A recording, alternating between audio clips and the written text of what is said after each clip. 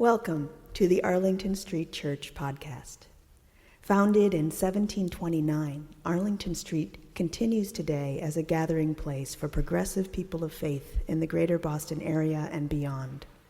We are located at the corner of Arlington and Boylston Streets, across from the Public Garden in Boston, Massachusetts.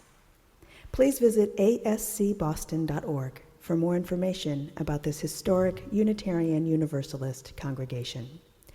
Arlington Street Church, gathered in love and service for justice and peace.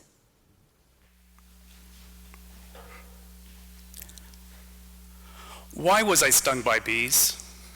Why was I stung by bees? Her 3-year-old mind requires the why. She is not at peace with her vast unknowing, and she only momentarily satisfied when for the 107th time I explain, you were stung by bees because they were on the swing set at exactly the same time as you. This young girl who is ruminating on her first summertime hornet sting is from Reverend Victoria Safford's essay, Stung by Bees. Reverend Safford wrote this essay while serving the White Bear Unitarian Universalist Church in Minnesota. She continues, it's her first time being stung, and she has taken it very personally. Were they mean bees? I say no. Are bees bad? I tell her no. Are they supposed to sting us? I say, not exactly. Well then, why was I stung by bees? Reverend Safford admits that there is no way to tell her, look, it just happened. You and the hornets got there together, okay? It was just an accident. Sometimes, most of the time, things just happen. I invite you to reflect with me on how we deal with life's unexpected bee stings. The author Sheryl Sandberg identifies this sort of personalization as one of 3 ways that we stumble when dealing with adversity. She wrote a book earlier this year based on her own experience after her husband passed away unexpectedly while they were traveling 2 years ago. The book is titled Option B, Facing Adversity, Building Resilience, and Finding Joy. In it, she explains we all encounter hardships. Some we see coming, others take us by surprise. It can be as tragic as the sudden death of a child, as heartbreaking as a relationship that unravels, or as disappointing as a dream that goes unfulfilled. The question is, when these things happen, what do we do next? She goes on, we plant the seeds of resilience in the ways we process negative events. After spending decades studying how people deal with setbacks, psychologist Martin Seligman found that 3 beliefs can stunt recovery. The first is personalization, the belief that we are at fault, like the bee-stung 3-year-old. The second is pervasiveness, the belief that an event will affect all areas of our life. And finally, the third is permanence, the belief that the aftershocks of the event will last forever.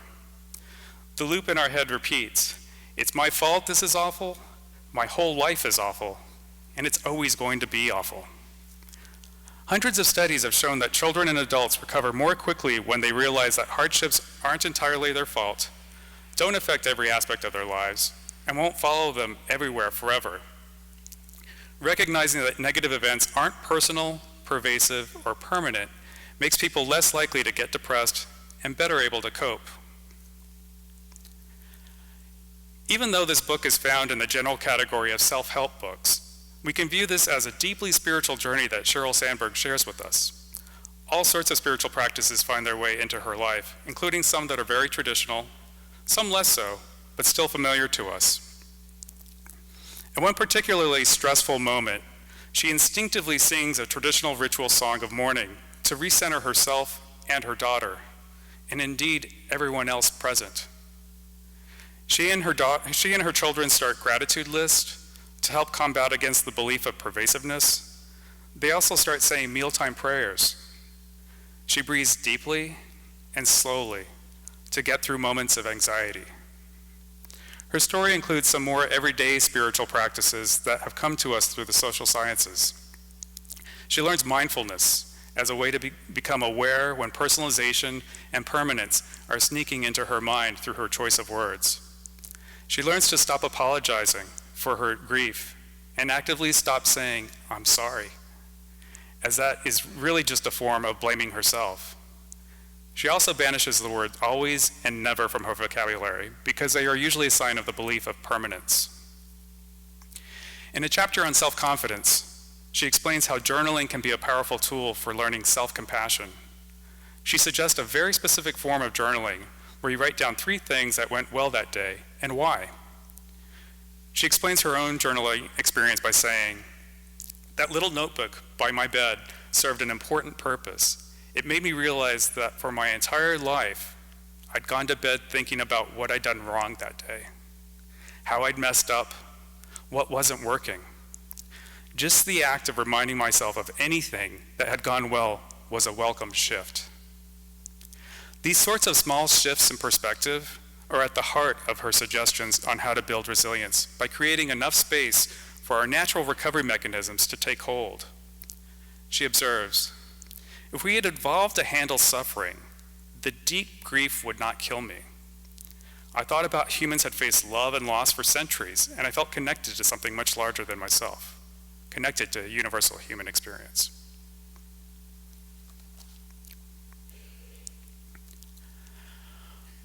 One morning during the summer of 2013, I clicked on an article that a friend had shared on Facebook. I clicked because I was intrigued by a hand-drawn diagram of concentric circles, and I was also curious about the title, "How Not to Say the Wrong Thing." The teasing subtitle said, "It works in all kinds of crises, medical, legal, even existential. It's the ring theory of griping and grumbling." The first rule is, comfort in, dump out. Now, I don't always remember reading articles on Facebook, much less 4 years later, but this one landed on my feed at just the right time. A few weeks earlier, my husband Rich had had a very bad car accident. He wasn't my husband yet. We would get engaged a year later. And he would recover from his injuries, but at the time I read the article, he was still in the hospital where he spent a good portion of that summer. The article was first published in the LA Times by psychologists Susan Silk and Barry Goldman. In it, they describe a very simple model for providing support to those in our lives experiencing a setback or trauma. You start by drawing a circle. In it, you put the name of the person at the center of the current trauma. That summer, Rich's name was in that center circle. You then draw a circle around the first one. In that ring, you put the name of the person next closest to the trauma. In Rich's case, this would be his sister and his mother.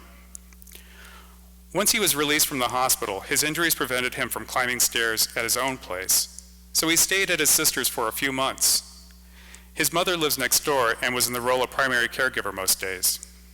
You continue drawing additional circles as many times as needed. In each larger ring, you put the next closest people.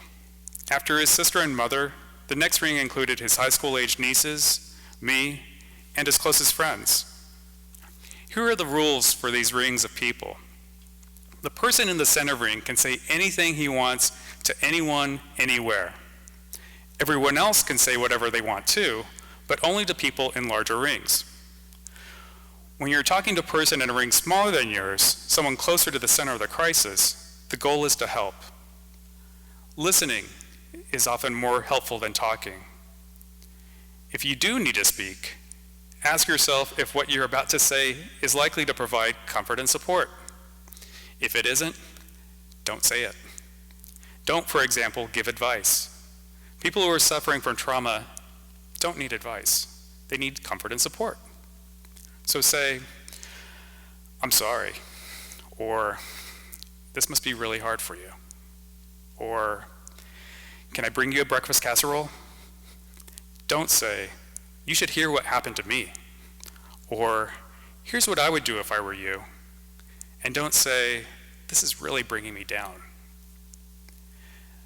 There are many times that summer that I was scared, worried about Rich's progress, and concerned about his long-term prognosis. This model allows all those feelings and reactions and accepts them as normal. But it wisely suggests that if I wanted to talk about them, I do so with someone in an outer ring. That summer, those outer rings included my coworkers, my family, and some of you here during coffee hour. Comfort in, dump out. The comfort and support I received made it easier for me to offer support to Rich's sister and mother. It was easier to make those breakfast casseroles or offer to drive him to Boston for his follow-up appointments. Those rings of support brought a new meaning to the respect for the interconnected web of life.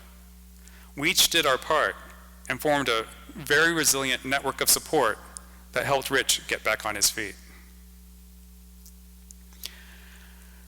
I'm going to leave you this morning with some words from Brené Brown. If you have never heard of her, she is a research professor at the University of Houston. She gained visibility thanks to her 2010 TED Talk, which is among the top 5 TED Talks with over 31 million views. In it, she talks about people who feel loved and have a sense of belonging. In it, she talks about what people who feel loved and have a sense of belonging have in common. It's not what you might expect. If you have never seen it, I invite you to find 20 minutes this week to watch it. If you've already seen that one, I have a second invitation for you. In 2013, she was on Oprah's Super Soul series, speaking about the anatomy of trust. She looks at the elements of trust and helps us go beyond feelings of hurt, sadness, or disappointment, and start engaging in conversation to rebuild trust. Our covenant of right relations asks us to stay in relationship through conflict. The language she provides us for discussing trust is essential to make this happen. These 2 speeches of hers are both very powerful and worth watching. But I'm going to share with you some of her words from a more recent video. Before I do, I want to just mention briefly that so far we've been talking about resilience as a positive thing, the ability to bounce back in the face of adversity. But after writing this sermon, I realized, like many things, it has a shadow side. Too much resilience can make you complacent about getting out of bad situations. Too much resilience can overpower your instincts of self-preservation. You never bounce back because you never leave. You never leave the bad job, the dead-end relationship, or other toxic environment. For now, let's go back to Brené Brown. On August 15th, she had a 30-minute Facebook Live video during which she addressed the violence in Charlottesville and the ongoing conversation on white supremacy in our country. Near the end, she answered 2 questions from viewers. The first was, what should we do when we feel overwhelmed and paralyzed? How do we fuel up? The second was, what are some next steps?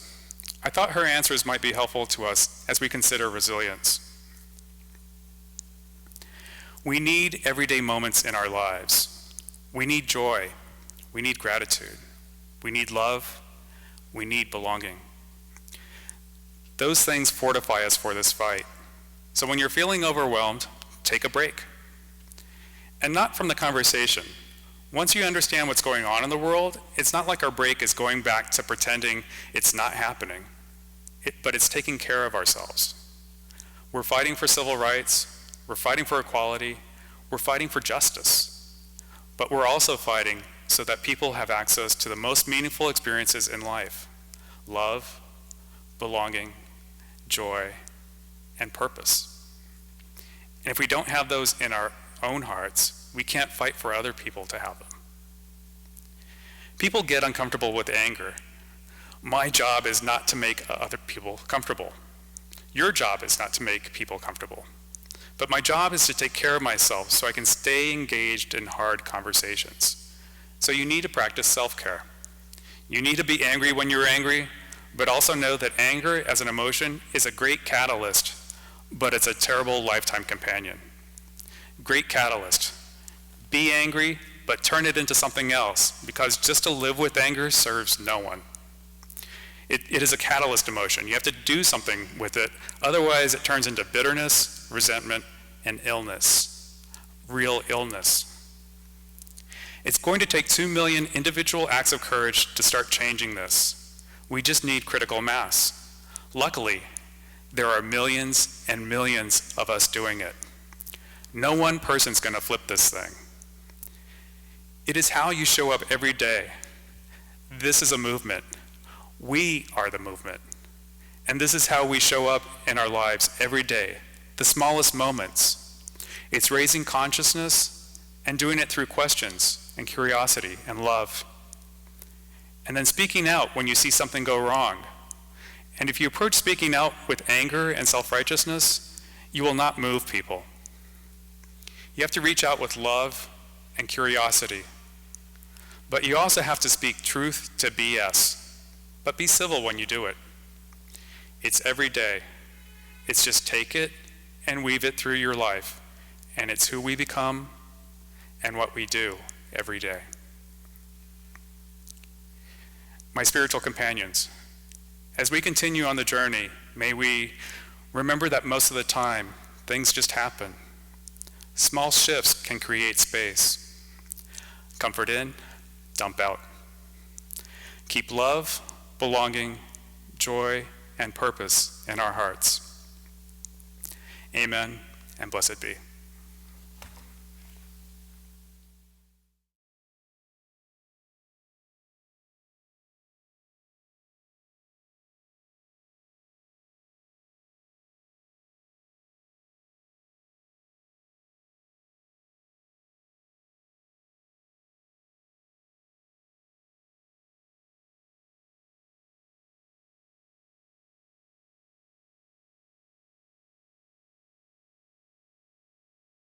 Thank you for listening to this week's podcast. We would love to hear from you via email at office@ascboston.org or through our Facebook page. If you would like to support the good work of Arlington Street Church, please consider a contribution by check in the mail or through our website, ascboston.org.